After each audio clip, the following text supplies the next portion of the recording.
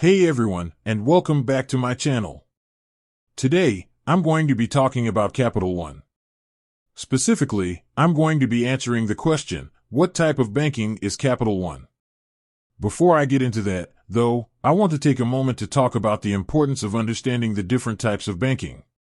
There are so many different banks out there, each with its own unique offerings and features. It's important to choose the right bank for your needs. So, what type of banking is Capital One? Capital One is a national bank that offers a wide range of financial products and services, including checking and savings accounts, credit cards, auto loans, and mortgages. Capital One is known for its innovative products and its focus on customer satisfaction. Here are some of the key features of Capital One banking. No overdraft fees. This is a big deal, as overdraft fees can really add up. Cashback rewards. Capital One offers a variety of cashback rewards credit cards. Mobile banking. Capital One has a great mobile banking app. 24/7 customer service. Capital One offers 24/7 customer service. So, who is Capital One banking for?